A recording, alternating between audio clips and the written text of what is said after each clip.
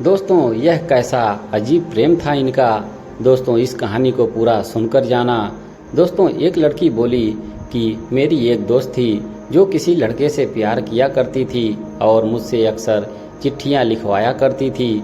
मुझे अजीब लगता था पर लिख दिया करता था और यह सिलसिला सालों साल तक चलता रहा।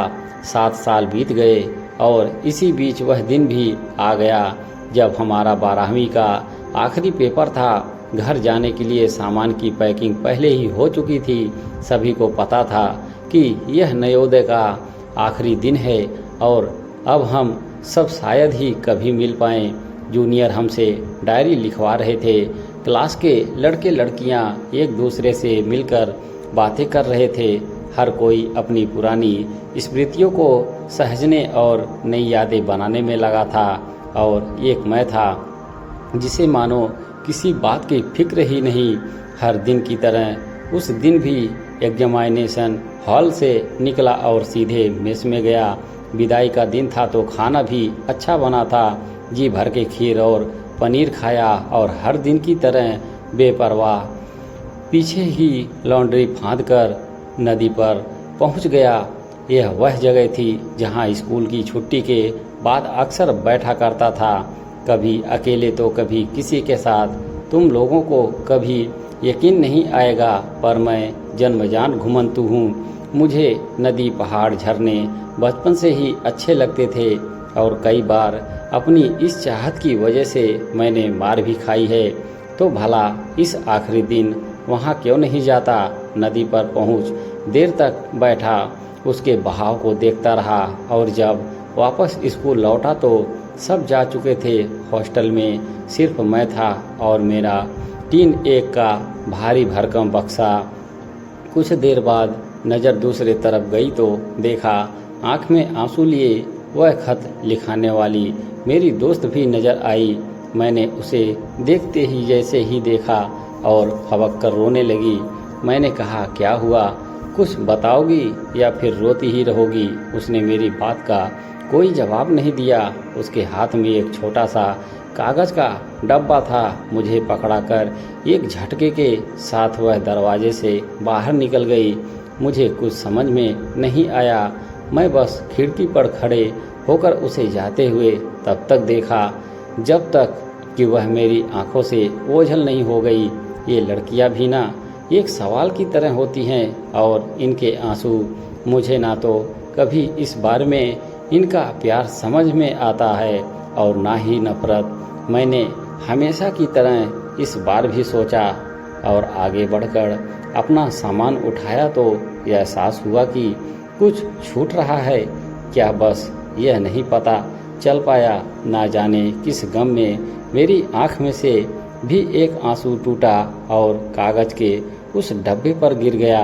कोई पास में होता तो नहीं रो पाता, कोई नहीं था, इसीलिए जी भर के रोया और बहुत ही भारी मन से आखिरी बार उस स्कूल को देखा जहां 7 साल बिताया था, जहां बरसों से हंसा और रोया था, जहां शरारतें की थी और जी भर के बदमाशियां भी, जहां मैंने प्यार करना सीखा था। बस गलती ये हो गई थी कि जताना नहीं सीख पाया और इस बात का एहसास भी उस आखिरी वक्त में हुआ जब सब जा चुके थे। ना तो कोई कुछ कहने वाला बचा था और ना ही कोई सुनने वाला। मैंने सामान उठाया, साथ ही उस दोस्त का दिया हुआ कागज़ का बॉक्स। एक पल को उसका ख्याल भी आया। मैंने हमेशा की तरह उस दिन भी अपने ख्याल को दूर झटकना चाहा, लेकिन एक सवाल के साथ अपने आंसू आड़े आ गए। आखिर वह रो क्यों रही थी और यह कागज़ का बॉक्स, इसमें क्या है। मैंने पैकेट खोला तो उसमें बहुत सारे खत थे और उन खतों के बीच एक छोटी सी पर्ची भी। मैंने एक एक करके उन सभी खतों को पढ़ने की कोशिश की। यह वही खत थे जो उसने किसी के लिए मुझसे पिछले 7 सालों में लिखवाया था। मैं उसके दिए तमाम खतों को अलट पलट कर देख ही रहा था कि पर्ची पर नज़र पड़ी। पर्ची में सिर्फ इतना लिखा था कि तुमको कुछ महसूस नहीं होता। तुम लिखते हो पर महसूस क्यों नहीं करते। मेरे हृदय की मेरी आंखों की गहराई का तुम्हें एहसास तक नहीं। और यह खत जानना चाहोगे कि वह लड़का कौन था, किसके लिए लिखवाया करती थी? रहने दो, अच्छा लगे तो अपने पास रख लेना, अन्यथा जला देना। मैं भला उन खतों का क्या करता, वहीं छोड़कर आ गया और बरसों तक नहीं समझ पाया कि वह खत मेरे लिए थे। वह लड़की मुझसे प्यार करती थी और जब समझ में आया तो वह बहुत दूर जा चुकी थी, इतनी दूर जहां चाहकर भी नहीं पहुंचा जा सकता। खैर, वह जा चुकी है। यदि पास होती तो आज सिर्फ उससे इतना कहता कि देखा, आजकल मैं जो भी लिखता हूँ उसे महसूस करता और जीता भी हूँ। दोस्तों, इस कहानी से आप सभी की क्या राय है? कमेंट में अपनी अपनी राय जरूर दें। धन्यवाद।